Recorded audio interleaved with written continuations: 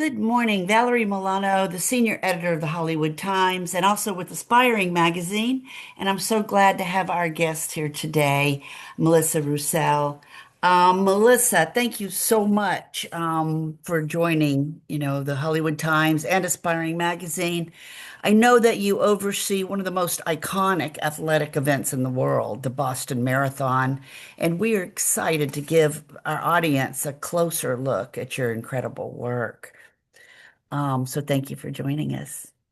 Yeah, thank you. Thank you for having me here. I really appreciate the opportunity. Great. Um, yeah. So the Boston Marathon is one of the most like historic and emotionally powerful races in the world. From your vantage point, what makes this marathon uniquely special year after year? Well, so I'm actually a charity runner. So for me, my experience with the Boston Marathon is all about my giving back to the community and my involvement with the organizations I represent and getting the word out about those organizations and their missions. And obviously, running in the Boston Marathon itself is every runner's dream. You know, it's the marathon. It's known worldwide.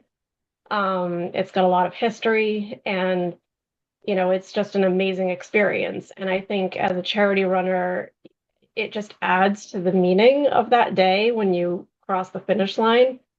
To know that not only have you achieved an accomplishment that 1% or less of the world's population ever does, but also you've done it for charity and, giving a charity the opportunity to get funding that they most critically need, for a variety of different um, causes. So it just has so much significance and so meaning to me. And you can see behind me, have run it twice now, and will be embarking on my third run of it this spring for Rebecca's Angels. I'll be running with that team for the first time this year. That's fantastic. So this is your second year. This will actually be my third Boston Marathon. Yeah, Okay. So yeah. what does preparation actually look like? Let's talk about behind the scenes and in the months leading up to the race day. Yeah, so again, as a charity runner, it can be a little bit different than, for those who um, are time qualifiers, because as a charity runner, you have to go through a process to actually be accepted onto a team. And it's such a competitive landscape out there for, getting into Boston through charity. There's only about 3,000 um, bibs that are given to charities of the like 30-ish thousand runners. But there's far more than 3,000 people who want to run, as charity runners in the race. So right now is about the time that people learn whether they have been accepted to a team or not. And it's really, I like to say it's almost sort of like applying for a job because you really are going through an interview process.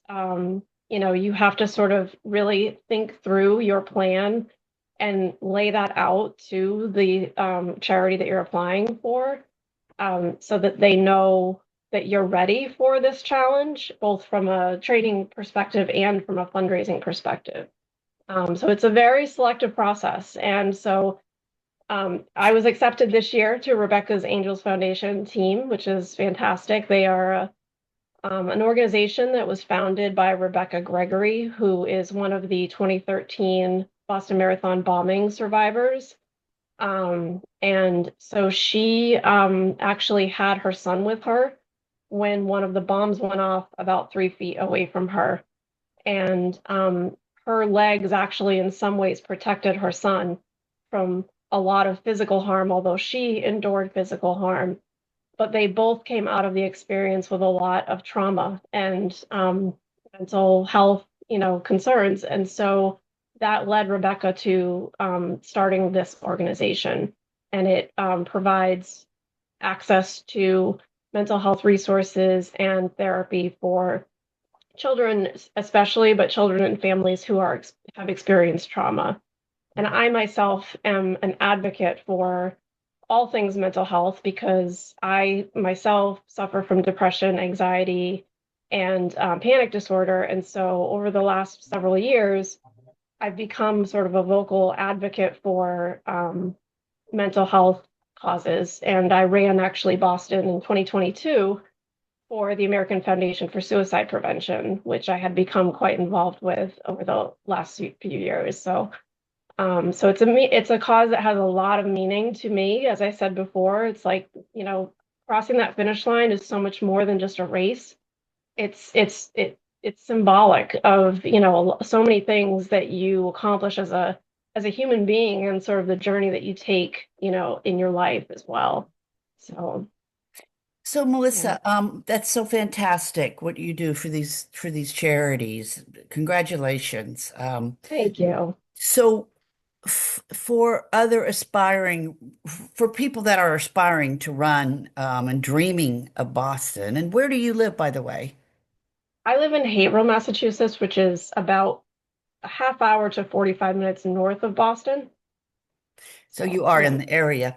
So for Mhm. those that aspiring runners dreaming of, of this Boston Marathon, especially those that are aiming for maybe qualifying times, what advice do you find yourself that you're giving out the most often? Have faith in your ability. You can really surprise yourself, with what you're capable of. And that goes for both the training and the physical kind of aspect of it, as well as the fundraising and the charity aspect of it.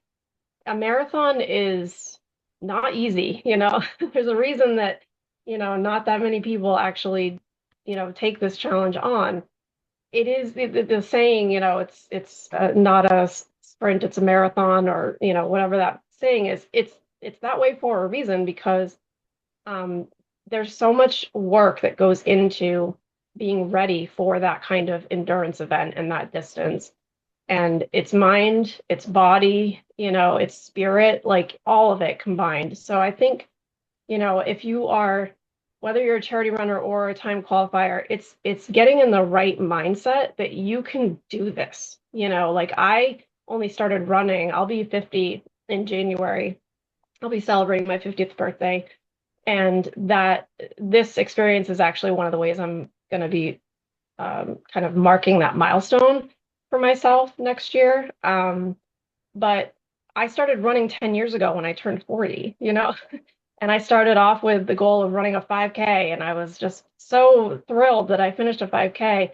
And then it progressed to a 10K and a half.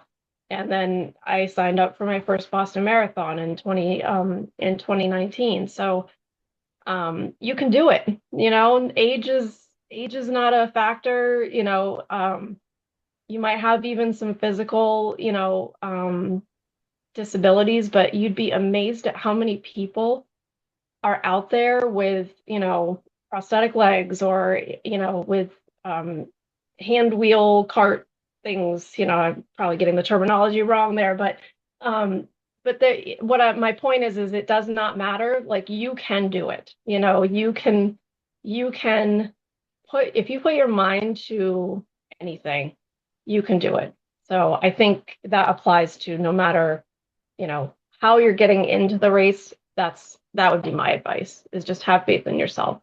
Beautiful. That's great advice. And so Yeah. as we start winding down here, how can our viewers and our readers find out more about your charity that you're representing in the marathon? Yeah, so anybody can go to rebeccasangels.org, which is spelled with a K, so it's REBEKAHS, angels.org. I can also send that to you if you want to add it in your interview notes. To learn about Rebecca's Angels Foundation. I myself have also set up my own website for my fundraising efforts this year, and that is Mel runs the number 4hope.com.